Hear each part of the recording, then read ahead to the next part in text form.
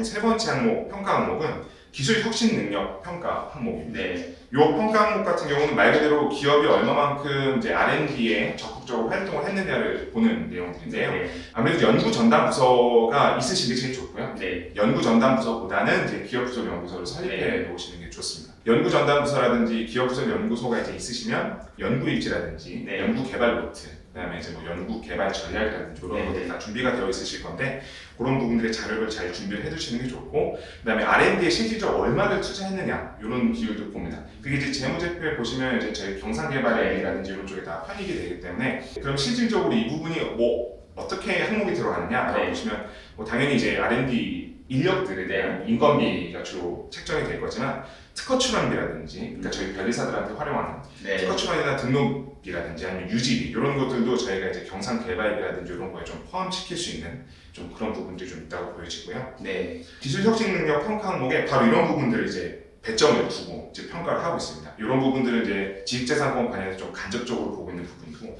직접적으로 보고 있는 부분들은 이제 기술 개발, 그다음에 네. 사업화 실적 이런 부분들을 좀 굉장히 집중적으로 보고 있습니다. 그래서 R&D 전담 조직이 얼마만큼 개발 인력이 연구 실적을 내고 있느냐. 네. 뭐 물론 이제 논문을 이제 게재하는 것들도 굉장히 좀 중요하게 보고 있는데 논문보다도 특허 출원 건수를 네. 좀 더 가점을 좀 많이 주려고 하는 편이고요. 사업화 실적이나 이제 이런 것들은 등록된 특허로 얼마나 이제 실시권 설정, 뭐 라이센싱이라고 저희 보통 네. 얘기를 하고 있는 건데 그런 것들로 얼마나 이제 실시권을 설정해서 라이센싱 피를 좀 받고 있는지 그런 부분들에 대해서도 굉장히 중요한 좀 네네. 정량 평가 항목을 보고 있습니다. 지금 저희 표에 아마 네. 유튜브에 따로 나갈지 네네네. 모르겠지만 이 항목에 보셔도 기술 개발 및 기술 사업화 실적 부분에 보시면 이 부분 항목만 만점으로 40점 항목을 주고 있기 네. 때문에 등록 특허를 좀 많이 보유하시는 것도 중요하고 개수도 중요하고 그걸로 얼마나 이제 자기 제품에 그것들을 적용을 시켰는지 네네. 또 그걸로 얼마나 타인들한테 기술 거래라든지 아니면 이제 라이센싱을 설정을 해서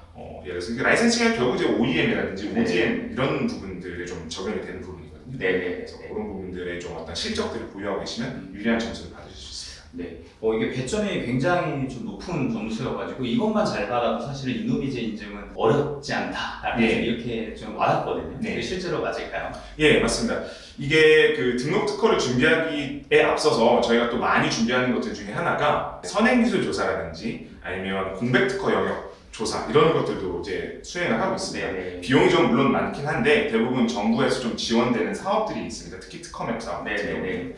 근데 이제 이 지금 기술 혁신 능력 평가 항목에도 보시면 기술 분석 능력이 기업에게 있느냐 요 항목을 보는데 요 부분 배점 한 거의 한 60점 정도가 되거든요. 근데 요 60점 내용들 자세히 살펴보면 기술 개발 중장기 전략을 어떻게 수립할 건지, 그 다음에 이제 뭐 기술 개발 외부 환경 분석. 근데 이게 결국 분석이라는 게 기술을 개발해도 내가 그거를 사용할 수 있는지 없는지 여부가 중요합니다. 물론 자체적으로 보유하고 있는 역량, 실현한 능력도 중요하겠지만 외부 다른 경쟁 기업들이 있는데 그 경쟁 기업들이 보유하고 있는 IP, 그러니까 지식재산권에 의해서 침해되지 않는 것들을 생산할 수 있느냐를 분석하는 것도 중요한데 이런 부분에 있어서 이제 특허맵 자료가 좀 쓰이긴 하거든요. 네네. 그래서 특허를 준비하는 모든 과정에서의 자료가 기술 혁신 능력 평가 항목에 다 배점을 제공될 수 있다는 점이기 때문에 특허를 준비하시게 되면 굉장히 이 부분에서 많은 가점을 가져가실 수 있습니다.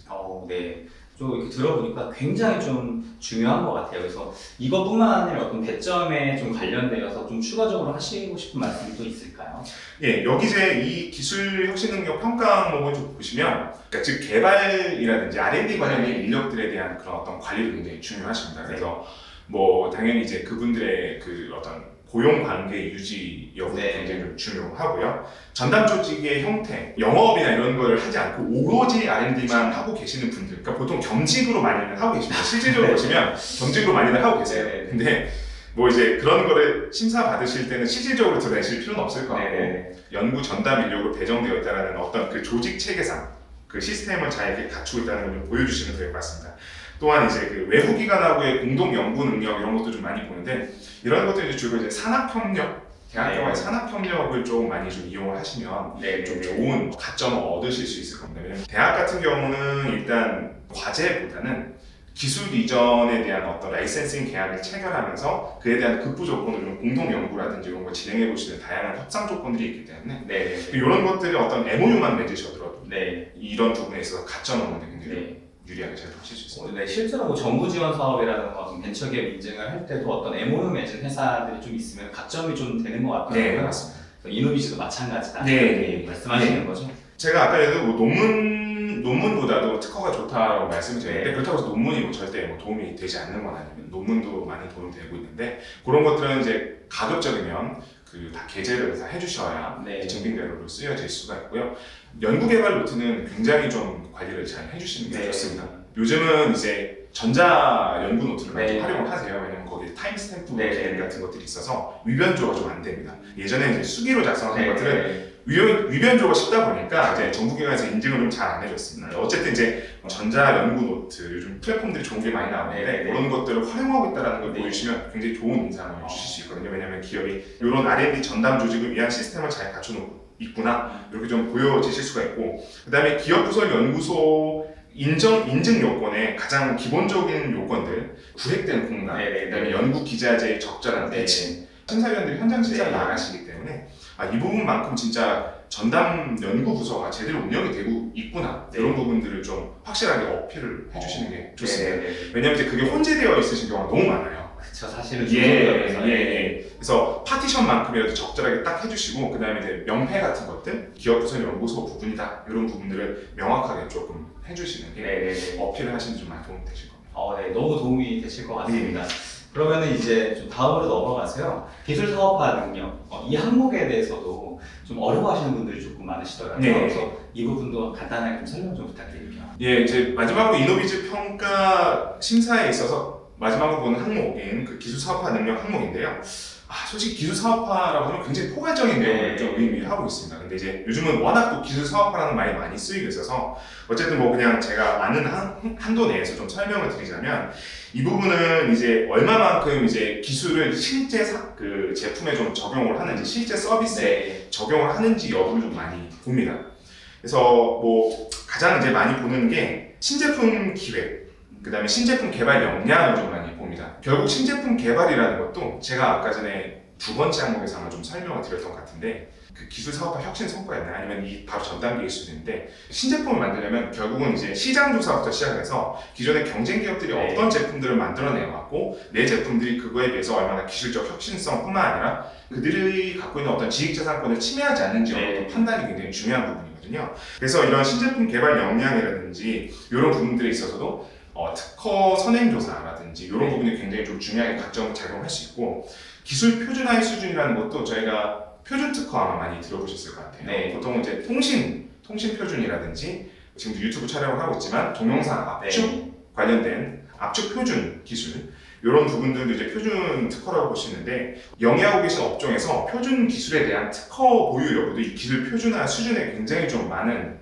영향력을 좀 미칠 수 있거든요. 그래서 이런 부분에서도 좀 특허가 굉장히 좀 중요하게 사용될 수 있다. 그러니까 결국은 기술을 얼마나 현실적으로 제품에 서비스에 적용할 수 있는지 그리고 그걸 얼마나 권리화를 통해서 우리 기업만의 차별성으로 좀 쓸 수 있는지 그게 이 기술 사업화 능력 항목 부분이라고 보시면 될 것 같습니다. 너무 도움이 될 것 같습니다.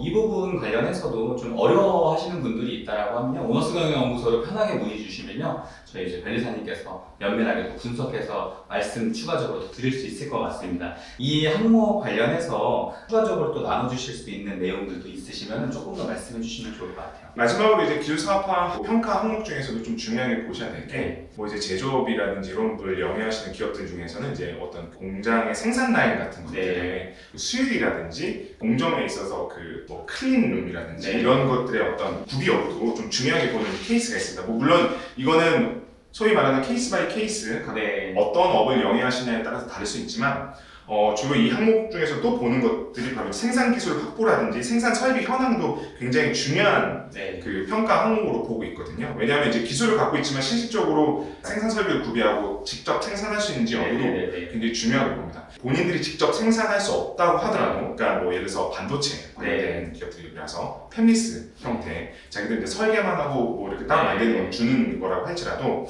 어떤 그런 생산 설비, 여기서의 생산 설비라는 거는 이제 그런 어떤 설계를 하기 위한 그런 시스템들이 제대로 갖춰져 있느냐, 그 다음에 그런 설계를 했었을 때 IP를 제대로 보호하기 위해서 지식재산권뿐만 아니라 영업비밀적인 이런 보호를 잘 할 수 있는지, 기업의 보안 여부 같은 것들도 잘 이제 보기 때문에, 그래서 이제 검사 품질 보증이라든지 이런 항목에서 그런 항목들을 이제 검사를 하게 되거든요.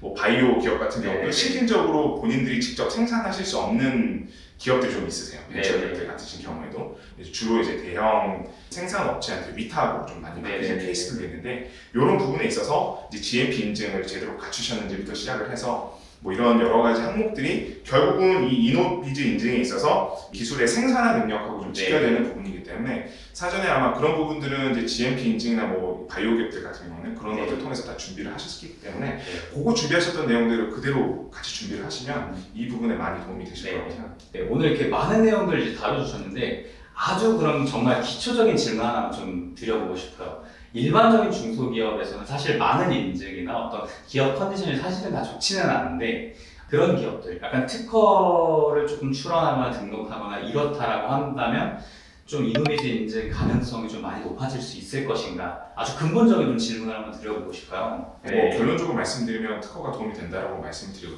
있고요. 네. 근데 이제 특허 출원해서 그치시면 안 되고 그 특허 등록까지 꼭 받으셔야 합니다. 네. 근데 이제 인증을 이제 준비하시는 기간이 보통 그래도 적게는 뭐 6개월, 뭐 길게는 10개월 많이 준비하시는 케이스도 있고 굉장히 다양한데, 네.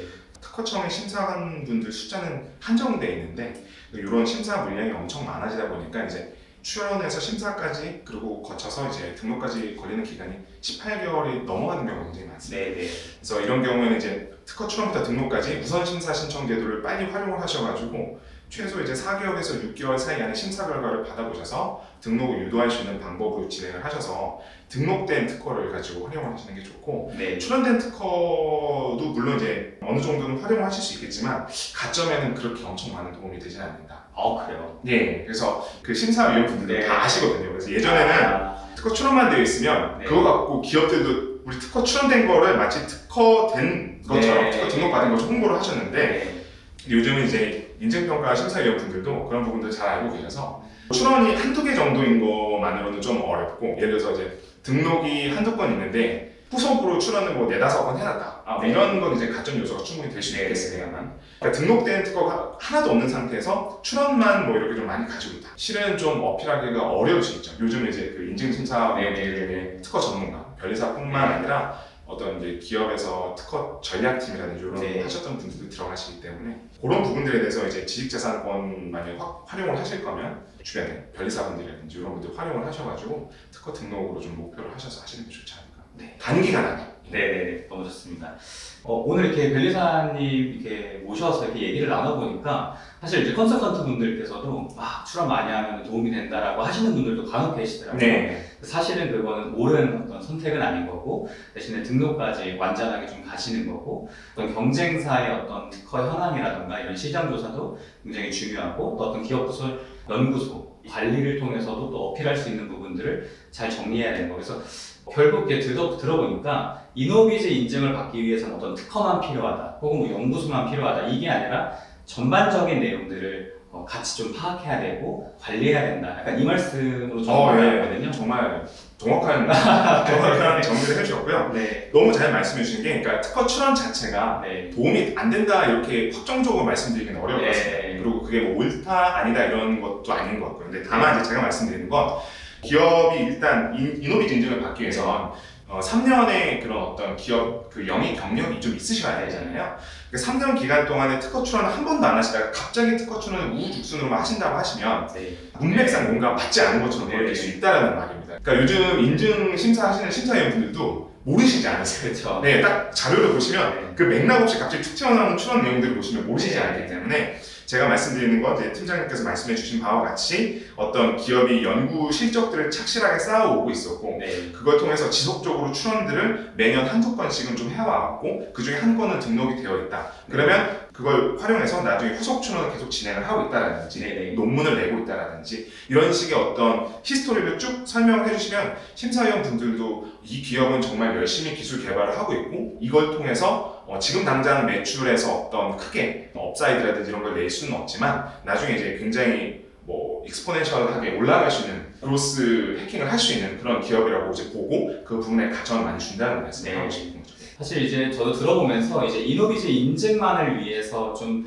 바라본다기보다 기업 성장 전체적인 거를 좀 바라보면서 하나씩 좀 준비해 가시면 좀 좋을 것 같고요. 아마 보고 계신 이제 구독자분들도 정말 많이 도움이 되셨을 것 같아요. 그래서 앞으로 이제 벨리사님 모시고 어떤 특허라던가 뭐 각종 인증 혹은 정부 지원 사업 관련해서 또 꾸준하게 이제 업로드할 예정이니까요. 이제 보너스 경영연구소 많이 참여해 주시고 또 영상이 좋다면 이 좋아요와 구독 그리고 알람 설정까지 부탁드리도록 하겠습니다. 오늘 귀한 시간 내주신 벨리사님께도 감사 인사 전하겠습니다. 네, 감사합니다. 오늘 그럼 이걸로 인사드리도록 하겠습니다. 감사합니다. 감사합니다.